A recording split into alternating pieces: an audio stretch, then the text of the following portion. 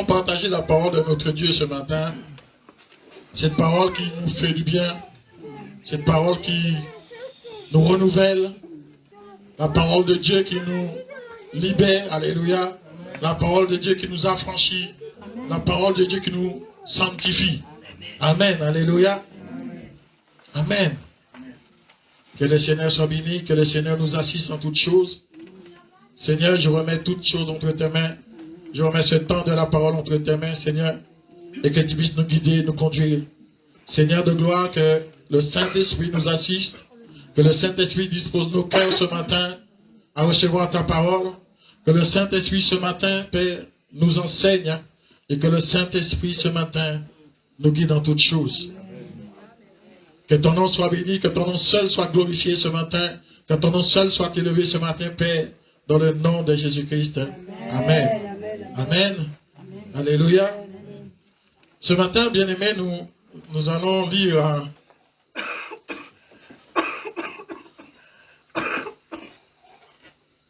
une parole du Seigneur. Mais cette parole, vraiment, c'est très beau. Alléluia. Je suis sûr que cette parole, comment dire, les femmes entendent cette parole, ça leur fait du bien. Amen. Alléluia. C'est une parole qui se trouve dans Cantique des Cantiques. Amen. Chapitre 4, verset 9 à 10. Qu'est-ce que cette parole nous dit? Il dit, tu ravis le cœur, tu me ravis le cœur. Alléluia. Tu me ravis le cœur, ma soeur, ma fiancée. Tu me ravis le cœur par un seul de tes regards. Alléluia. C'est pas beau ça? Alléluia. C'est pas merveilleux? Il dit, tu me ravis le cœur, ma soeur, ma fiancée. Tu me ravis le cœur par un seul de tes regards, par une seule maille de tes colliers. Tu me ravis le cœur. C'est extraordinaire. Alléluia. Et il dit que ta beauté, dans ta tendresse, ma soeur, ma fiancée, combien ta tendresse vaut mieux que le vin. Amen. Il dit même le vin qui rend joyeux, même le vin qui le rend joyeux, il dit que ta beauté, alléluia, ta tendresse, amen, vaut mieux que toutes ces choses-là. C'est pas extraordinaire, ça? Alléluia. Je pense que mes soeurs, si vous recevez une chose comme ça, hein, vous êtes heureuses, non? Alléluia. Vous êtes dans la joie, n'est-ce pas? Amen. Et bien aimé, cette parole, vous pouvez dire que c'est une parole que le Seigneur nous adresse ce matin.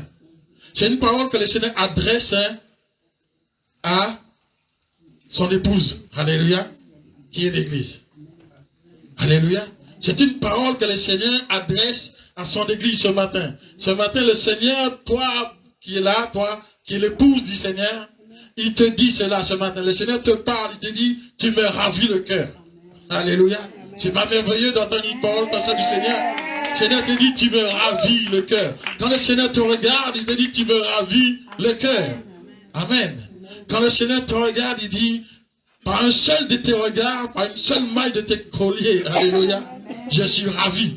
Quand Dieu te regarde là où tu es, il te dit, je suis ravi. Amen. Quand il regarde ta démarche, quand il regarde ta façon d'être, quand il regarde ce que tu fais, le Seigneur te dit ce matin, tu me ravis. Alléluia. Amen. Alléluia. Le Seigneur nous parle ce matin, il nous dit cela, bien-aimé.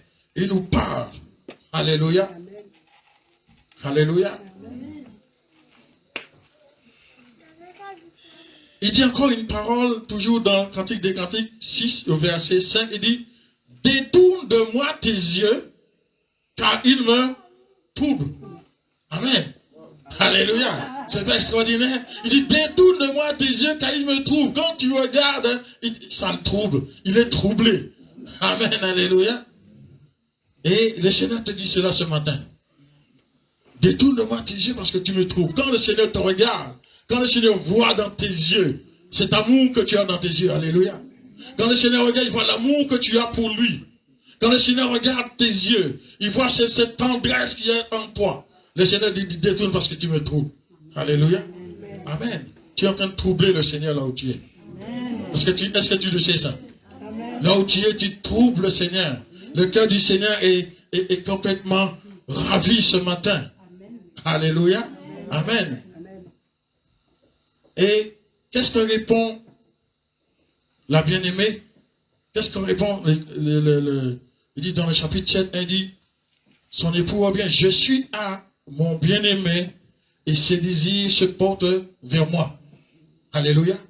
Il dit, je suis à mes bien-aimés, ses désirs se portent vers moi. Amen. Que peux-tu dire au Seigneur ce matin? Est-ce que tu peux dire cela au Seigneur? Dis, Seigneur, tu lui dis ce matin, je suis à toi, mon bien-aimé.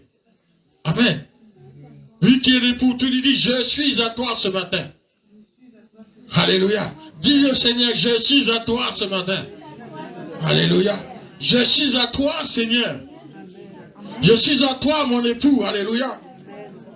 Tes désirs se portent vers moi. Alléluia. Alléluia. Les désirs de Dieu, les désirs de Christ se portent vers moi. Alléluia. Alléluia. Alors, lorsque les désirs de Christ se portent vers toi, ça veut dire que toi, quand tu prends ces désirs et tu essaies de combler les désirs de ton Seigneur. Alléluia. Amen. Tu combles le désir de ton Seigneur ce matin. Amen. Bien-aimé, l'épouse de Christ, l'épouse du Seigneur est un peuple saint. Alléluia. C'est un peuple saint dont son désir, c'est de plaire à son Seigneur. Alléluia. Son seul désir, c'est de plaire à son Seigneur et à personne d'autre. Alléluia. Le désir du peuple de Dieu, c'est faire plaire à son Dieu et c'est de mener une vie d'obéissance. Alléluia. Une vie d'obéissance coupée complètement des choses de ce monde. Alléluia. Alléluia. Et à partir de là, Christ se réjouira. Alléluia. Christ se réjouira. Lorsque dit ravis mon cœur, ça veut dire voler mon cœur. Amen. C'est comme si tu viens, lorsque tu marches devant le Seigneur, tu plais à ton Dieu, tu mets une vie d'obéissance, tu t'éloignes des choses de ce monde, et bien tu voles le cœur du Seigneur. Tu voles le cœur de ton Dieu. Alléluia, c'est pas extraordinaire ça? Amen. Alléluia. Amen. Lorsque une femme vole le cœur d'un homme, qu'est-ce qu'il fait? Eh bien, tout ce qu'elle veut, l'homme le fait. Alléluia. Est-ce que c'est pas vrai? Lorsqu'elle a volé ce cœur-là, tout ce qu'elle veut, ben l'homme agit. Amen. N'est-ce pas? Alléluia. Eh bien, lorsque tu voles le cœur du Seigneur, lorsque tu as volé le cœur de Dieu, eh bien, le Seigneur, lui, il est là. Il fait ce dont tu as besoin. Alléluia. C'est pour cela qu'il te dit, comme il dit, fais de l'Éternel ton délice, et il te donnera sur ton cœur désir. Alléluia. Lorsque tu voles le cœur du Seigneur, tu fais de l'Éternel tes délices. Et le Seigneur te dit ce matin, alléluia, il te donnera ce que tu veux. Alléluia. Amen. Alléluia. C'est ça que le Seigneur, c'est ça notre Dieu. Tu voles son cœur, et quand tu lui demandes, le Seigneur ne peut résister. Amen. Il ne peut résister à ta demande. Il ne peut résister à tes besoins parce que tu as volé son cœur. Alléluia. Amen. Alléluia. D'un seul regard, le cœur de Christ, alléluia, tu as été ravi. Lorsque Dieu te regarde, lorsque Dieu voit comment tu marches, lorsque Dieu voit comment tu le loues, comment tu exaltes son nom, alléluia, comment tu témoignes sa grandeur, eh bien le cœur du Seigneur est ravi. Alléluia. Alléluia. Amen. Est-ce que nous voulons encore continuer à ravir le cœur du Seigneur? À ravir le cœur du roi des rois? À ravir le cœur du Tout-Puissant? Alléluia. Amen. Bien-aimés, dans le livre de Ruth, dans le livre de Ruth, il y a quelque chose qui va comment, nous allons comprendre là une dévotion aveugle. Amen. Comment une dévotion aveugle? Bien-aimés, je pense que vous connaissez tous l'histoire de Ruth. Amen. Cette histoire, bien-aimés, cette histoire commence par une famine. Il y a eu une famine, bien-aimés. Il y a une famine dans le pays et je dirais même que cette famine est la même que souffre l'Église aujourd'hui. Amen. Il y avait une famille dans le pays, il manquait de la nourriture, il manquait beaucoup de choses. Et cette famille est encore aujourd'hui bien-aimée. Et cette famille qui est dans l'église aujourd'hui, bien-aimée, c'est cette famille, comme je dirais, c'est ce vide qu'il y a de l'absence de Dieu. Alléluia, dans l'église. De l'absence de Dieu dans nos vies. Donc nous souffrons de cette famine. Alléluia. Nous souffrons de la famine. Des bien-aimés. L'absence d'un ardent désir pour le vrai pain de Dieu. Alléluia. L'absence d'un désir du vrai pain de Dieu. Parce qu'aujourd'hui, nous avons tendance à courir derrière n'importe quoi. Dès qu'on nous dit que quelqu'un bénit, quelqu'un guérit là-bas, on court. Mais le vrai pain de Dieu, la vraie nourriture, alléluia, c'est la manque. Amen. C'est la manque, la vraie nourriture. Cette parole qui nourrit, cette parole qui donne vie, bien-aimé. Alléluia. Amen. Vous savez, beaucoup de gens, des fois on dit on en a assez d'entendre de telles choses. Lorsqu'on parle vraiment de la parole de Dieu, de la vie de Dieu, il y en a qui n'aiment pas cela. Parce que Jésus lui-même avait dit cela. Dans les derniers temps, les gens vont faire quoi?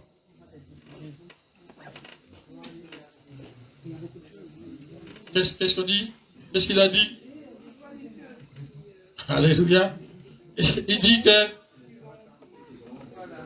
les gens vont vouloir entendre ce qu'ils ont envie d'entendre. Ils vont chercher à entendre des fables. Amen.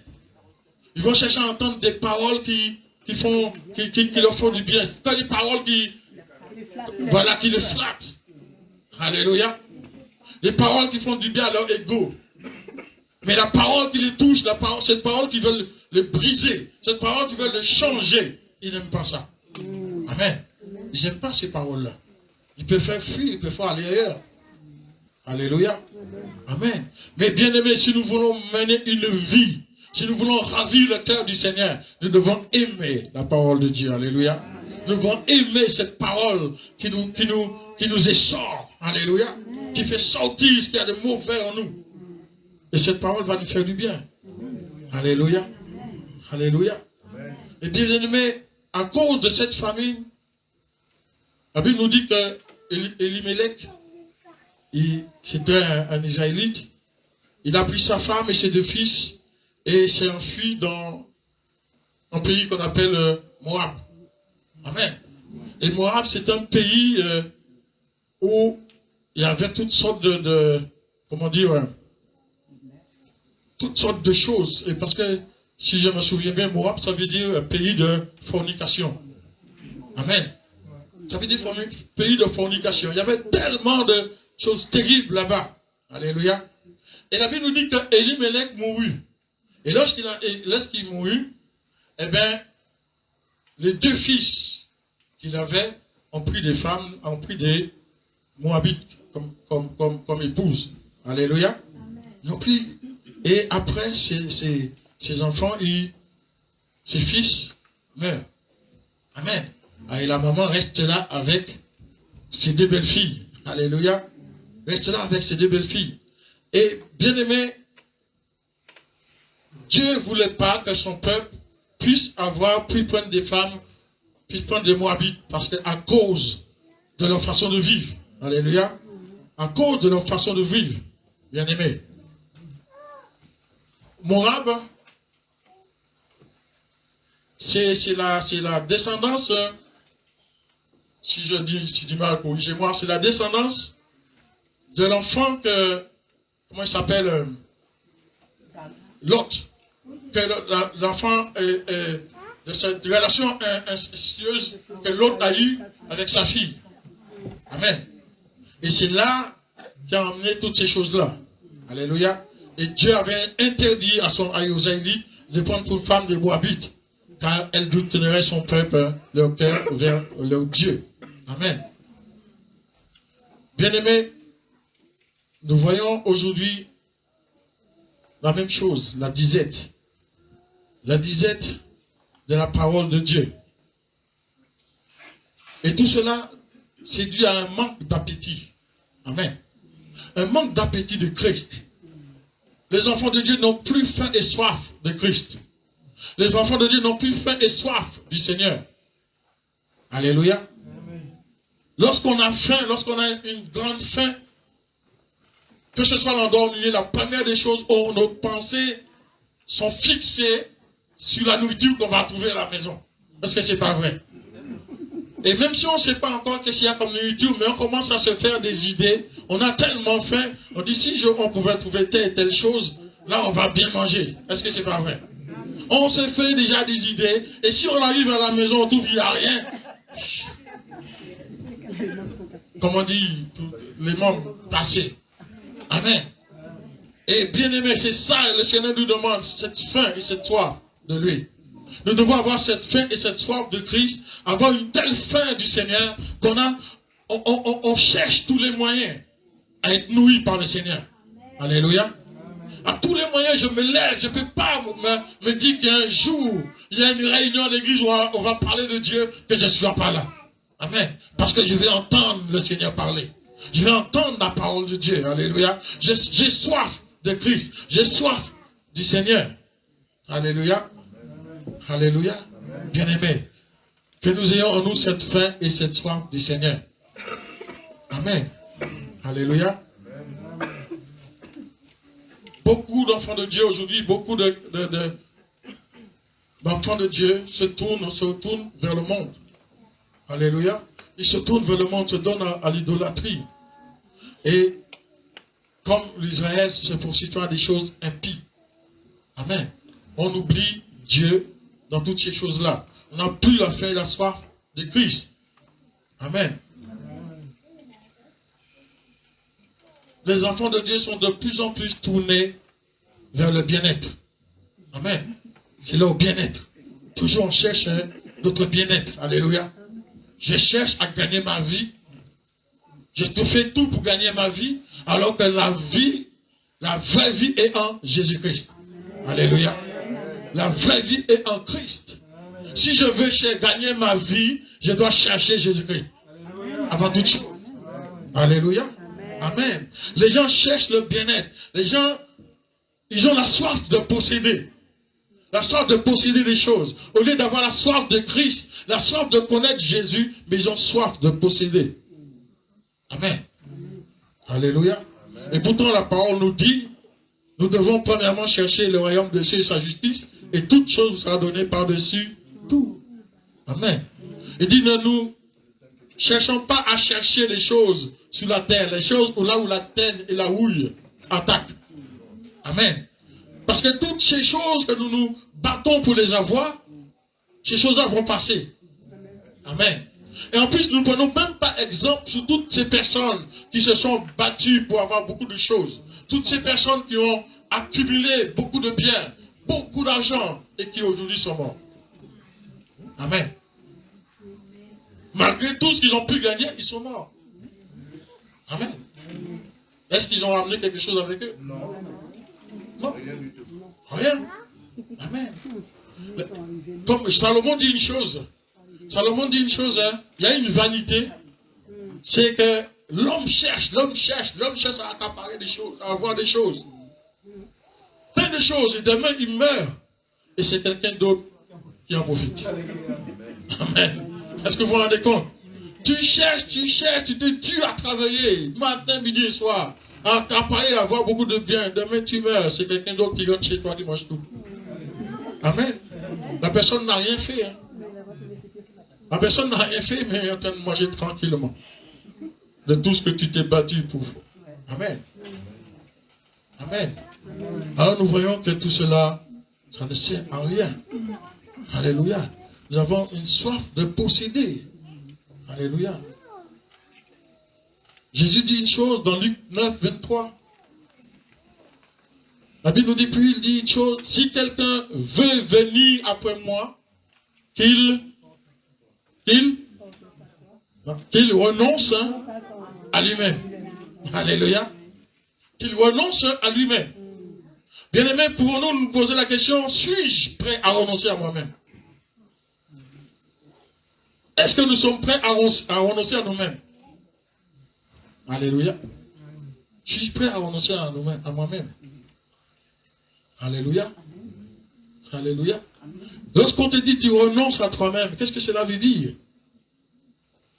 Donc ça veut dire que je ne cherche plus les choses pour satisfaire ma chair, pour satisfaire mes besoins. Je renonce à ces choses-là. Je renonce à toutes ces choses qui peuvent me faire du bien dans ce monde. Je renonce parce que je renonce à moi-même. Et je cherche Christ. Alléluia. Amen. Et il dit à lui-même qu'il se charge chaque jour de sa croix et qu'il me suive. Amen. Alléluia. Amen. Qui veut se charger de sa croix? Qui se charge de sa croix? Alléluia. Qui est prêt à toujours, chaque jour, à se charger de sa croix? Alléluia. Amen. Chaque jour à se charger de sa croix. Jésus lui-même, premièrement, nous a montré l'exemple. Il a renoncé. Amen. C'est lui qui a commencé par renoncer. La Bible nous dit que Jésus a laissé toute sa gloire. Il a renoncé à toute sa gloire. Il est venu pourquoi? Il est venu donner sa vie pour chacun de nous.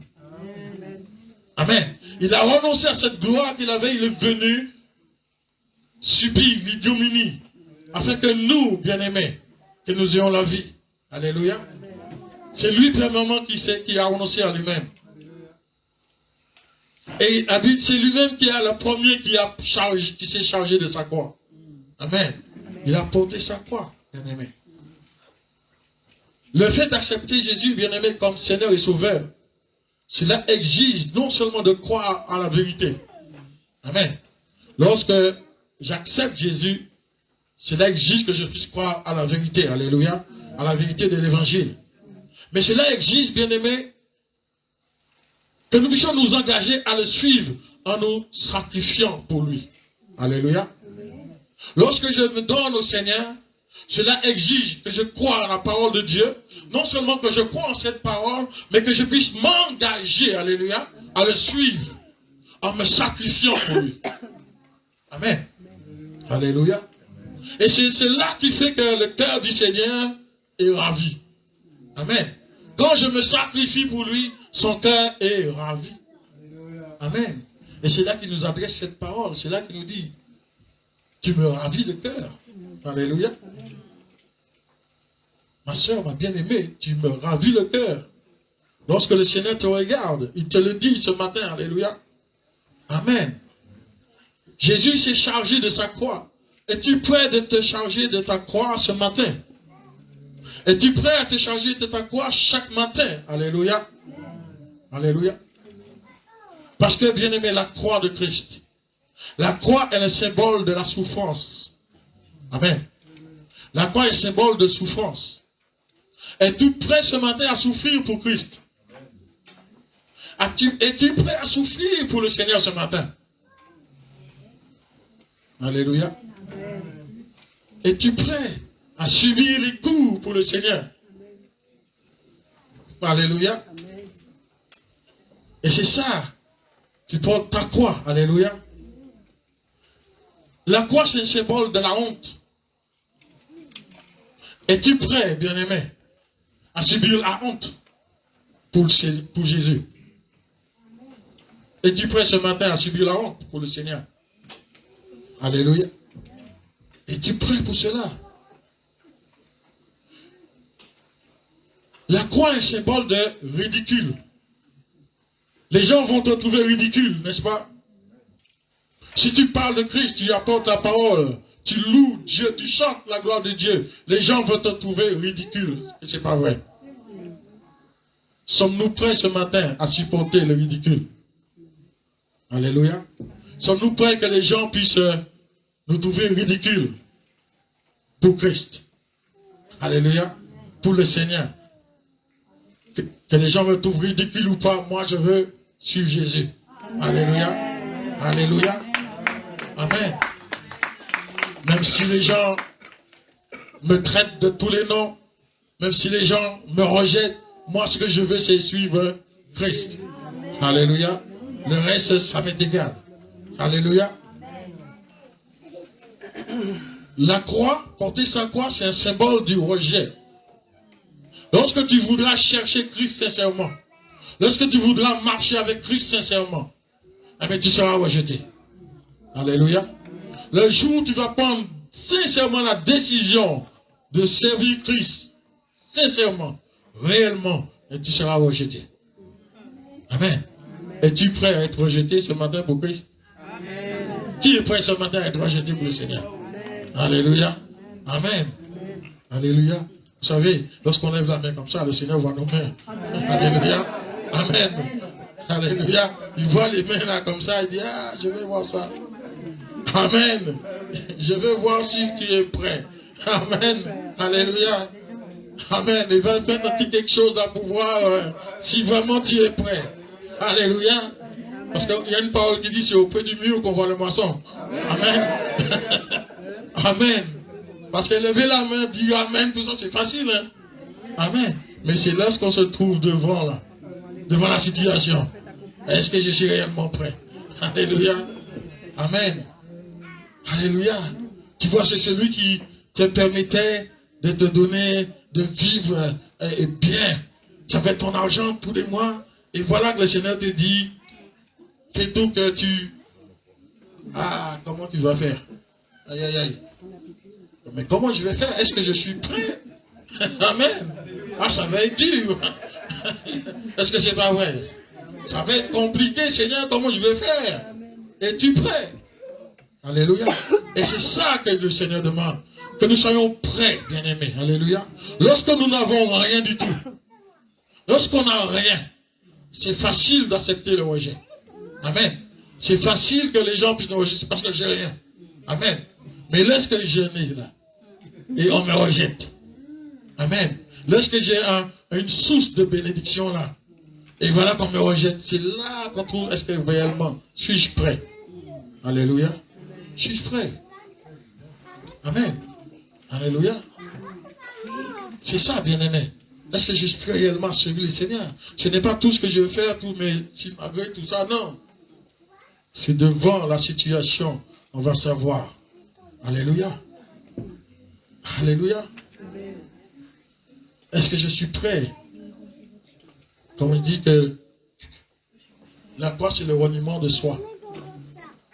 Le reniement de soi, tu te renies toi-même. Tu te renies toi-même. Es-tu prêt à renier cela? Es-tu prêt à te renier, prêt à renier ta vie, à renier toutes ces choses qui sont pour toi un gain? Est-ce que tu es prêt à renier toutes ces choses-là? Amen. Alléluia. Qu'est-ce que l'apôtre Paul nous dit?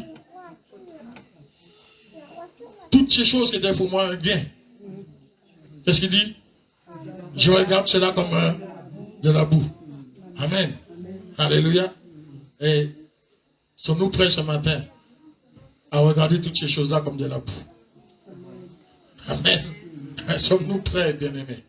Alléluia. Et c'est pour cela, bien-aimés, que nous avons du mal à vivre réellement le plan de Dieu. À voir réellement Dieu se manifester dans nos vies, se manifester avec puissance. C'est à cause de cela, parce que nous ne sommes pas prêts. Nous ne sommes pas prêts à renoncer à nous-mêmes. Nous ne sommes pas prêts à nous renier nous-mêmes. Alléluia. On a peur du rejet. On a peur du ridicule. On a peur de la honte. Si on nous dit, allons annoncer l'évangile, annoncer la bonne nouvelle. On demande à l'église, levons-nous pour annoncer la bonne nouvelle. Annoncer l'évangile, beaucoup vont reculer. Pourquoi? Parce qu'on a la honte. Amen. Jésus a dit une chose. Si tu as honte de moi, amen, devant les hommes, moi j'aurai honte de vous. Auprès du Père. Alléluia. Amen. Ça va être terrible. Alléluia. Amen. Même si les hommes nous rejettent, mais nous savons que Jésus est là pour nous rattraper. Mais si Jésus nous rejette, c'est terminé. Il n'y a plus aucune solution. Il n'y a encore plus rien. Bien-aimés, sommes-nous prêts à nous lever et dire non, nous allons annoncer l'évangile et bientôt nous allons le faire. Amen. Quand nous lever, nous allons annoncer l'évangile à gauche, à droite, partout là. Comme la Bible dit, Jésus les envoyait 2 à 2. Alléluia. Qui est prêt ce matin à aller annoncer l'évangile? Amen, il n'y en a pas beaucoup, hein? Alléluia. Amen. Qui est prêt à se lever et dit, nous allons annoncer l'évangile, la parole du Dieu vivant. Nous allons annoncer la parole du Seigneur. Qui est prêt encore ce matin? Qui est prêt à se lever et annoncer la parole de Dieu? Alléluia. Amen. Ça c'est important, bien-aimés. Que la honte ne puisse pas nous empêcher de servir Dieu. Nous devons nous dire, moi je vis que le Seigneur me dise que tu me ravis le cœur. Amen. J'ai envie de Seigneur qui me dit, tu me ravis le cœur. Alléluia. Un seul de tes regards me trouble. J'ai envie d'entendre ça du Seigneur. Alléluia. Amen.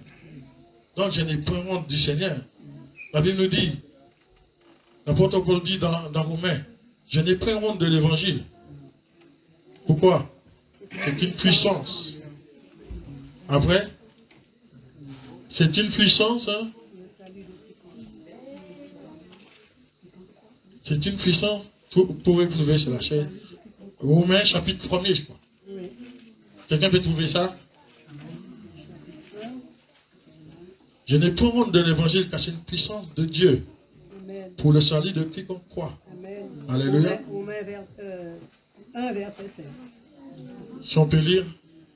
La Bible dit, car je n'ai point honte de l'évangile, c'est la puissance de Dieu pour le salut de quiconque croit, du juif premièrement, puis du grec. Parce qu'en lui est révélée la justice de Dieu par la foi et pour la foi. Selon qu'il est écrit, le juste vivra par la foi. Amen, alléluia. Amen. Acclamons la parole du Seigneur, bien-aimé. Alléluia. Je n'ai pas honte de l'évangile. Puisses-tu dire ça ce matin? Je n'ai pas honte de l'évangile. Alléluia. Amen. Dis à ton frère, parce que je n'ai pas honte de l'évangile. Dis-lui ce matin. Je n'ai pas honte de l'évangile. Alléluia. Amen. Alléluia. Je n'ai pas honte de l'évangile. À partir de maintenant, je vais annoncer l'évangile. Alléluia. À partir de maintenant, je vais aller dans les croisées annoncer l'évangile. Alléluia. Amen. Alléluia. Amen. Bien-aimés, le Seigneur nous attend. Alléluia. Et il dit dans le chapitre, celui qui perdra sa vie à cause de moi, alléluia, va retrouver cette vie. Alléluia. Et celui qui a peur de perdre sa vie, amen. Bien-aimés, si nous nous concentrons sur la recherche du bonheur et du plaisir, au lieu de nous concentrer sur la recherche de la volonté de Dieu, si nous nous concentrons seulement sur ces choses-là, bien-aimés, si seulement cela est notre but c'est chercher et nous sommes à la recherche du bonheur, nous sommes à la recherche du plaisir, bien-aimés, eh bien, qu'est-ce qui va se passer? Notre vie, bien-aimés, nous finirons, comment dire, pour parler moi, nous finirons dans la déception. Amen. Nous finirons dans la déception. Si mon seul désir, c'est chercher le plaisir, si mon seul désir, c'est chercher le bonheur dans ce monde, au lieu de chercher Christ, au lieu de nous consacrer sur le Seigneur, eh bien, nous allons finir dans la déception. Amen. Nous aurons une vie de déception. Amen. La première des choses, c'est chercher le Seigneur. Alléluia. Celui qui renonce à ses propres voies, celui qui renonce à ses propres désirs, celui qui renonce à ses propres intérêts, bien-aimés, et qui vit en communion avec le Christ, qui vit en communion avec Jésus, en se fondant dans la vie de Christ, en se fondant dans la vie du Seigneur, sous l'enseignement de Christ, sous l'enseignement du roi bien-aimé, sous l'enseignement de la parole de Dieu, eh bien, chacun, celui qui le fait, eh bien, jouira d'une vie et d'une véritable vie. Alléluia. D'une vie véritable, d'une joie véritable. Alléluia. Non seulement ici-bas, mais aussi dans le futur. Alléluia.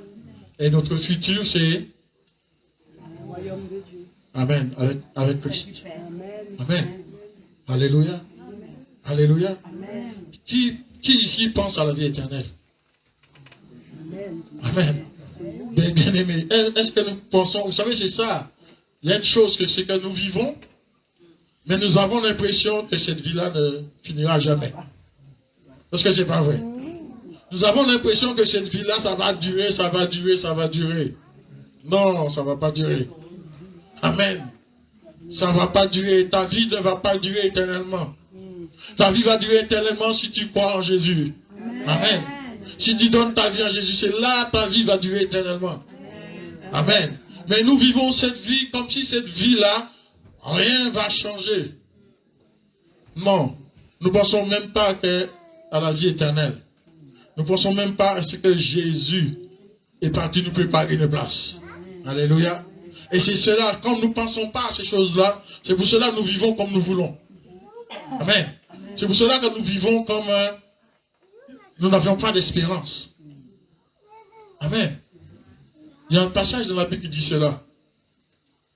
Que vivons comme n'ayons pas d'espérance. Nous vivons mais comme si nous n'avons pas d'espérance. Nous n'avons qu'une espérance. Amen. Amen. Mais nous devons croire à la vie éternelle. Alléluia. La Bible dit que si l'apôtre Paul dit cela, si nous croyons seulement en cette vie-là, qu'est-ce qu'il dit? Nous sommes les plus malheureux des hommes. Alléluia. Si nous croyons en cette vie-là seulement, nous sommes les plus malheureux des hommes. Amen. Alléluia. Alors nous voyons l'importance, bien-aimés. L'importance de croire en la vie future, en Jésus-Christ. Et c'est lorsque nous allons croire en cette vie future en Jésus-Christ, et c'est là qu'elle va nous guider. Cela va nous conduire de façon à gérer notre vie. Alléluia. Alléluia. Amen. Amen. Et c'est là que nous pouvons dire comme David, Seigneur, aide-moi à observer tes lois. Amen. Aide-moi à observer tes lois. Amen. Alléluia. Est-ce que nous voulons vraiment marcher avec le Seigneur? Si nous voulons, alléluia. Et c'est ça, bien-aimé. Nous devons chercher le Christ. La Bible nous dit dans Éphésiens 4, 11, ce n'est pas en vue de mes besoins que je dis cela, car j'ai appris à être content de l'état où je me trouve. Amen. Amen. Alléluia. Est-ce que nous, bien-aimés, nous nous contentons de l'état où nous nous trouvons? Nous nous contentons de ce que nous avons. Alléluia. Est-ce que nous contentons de ce que Christ nous donne, ce dont nous avons besoin? Est-ce que nous nous contentons de ce que le Seigneur nous donne le nécessaire? Mais des fois, nous voulons encore plus. Nous voulons toujours encore plus. Toujours encore plus. Amen. Nous voulons au-delà de ce que nous avons réellement besoin. Et c'est ça qui nous entraîne à renier Christ. C'est ça qui nous entraîne à vivre n'importe comment, à faire n'importe quoi. Parce que nous voulons au-delà de ce dont nous avons besoin. Alléluia. Amen. Amen. Que le Seigneur puisse nous aider. Alléluia. Amen. L'apôtre Paul il dit, comme je vous ai dit tout à l'heure, il dit, et même je considère tout comme une perte à cause de l'excellence de la connaissance de Jésus-Christ, mon Seigneur. Amen. Il considère tout comme une perte à cause de l'excellence de la connaissance de Christ. Alléluia. Il insiste bien, il dit à cause de l'excellence. L'excellence. Est-ce que nous, bien-aimés, nous croyons que c'est excellent de connaître Christ? Est-ce que c'est excellent la connaissance du Seigneur? Alléluia. Est-ce que nous, aujourd'hui, nous pouvons dire, oui, je regarde tout comme une perte, je regarde toutes ces choses-là comme une perte, à cause de l'excellence de la connaissance de Christ? Alléluia. C'est ça que nous devons nous poser la question. Ça, c'est dans Philippiens 3, 8. Sommes-nous prêts? Sommes-nous prêts à regarder tout comme de la boue? Alléluia. Amen. L'apôtre Paul, il a dit quelque part, il a dit, je crois que c'est dans le même verset, il dit, et à cause de lui, j'ai accepté de tout perdre. Amen. À cause de lui, j'ai accepté de tout perdre et je considère tout comme des ordures afin de gagner Christ. Qui est prêt ce matin? Qui est prêt à accepter de tout perdre pour gagner Christ? Alléluia. Sommes-nous prêts ce matin à tout perdre, mais pour gagner Christ? Alléluia. Amen. Et c'est ça, cette disposition de cœur que le Seigneur nous demande. Amen. Même si tu ne perds rien. Mais c'est que Christ veut, cette disposition que tu as. Alléluia. Le Seigneur regarde, il sait que toi, tu es capable d'accepter de tout perdre pour lui. C'est ça que le Seigneur veut, cette disposition de cœur. Alléluia. Il ne te dit pas de tout faire pour perdre, non. Mais il regarde ton cœur, cette disposition que tu as, de tout perdre. Alléluia.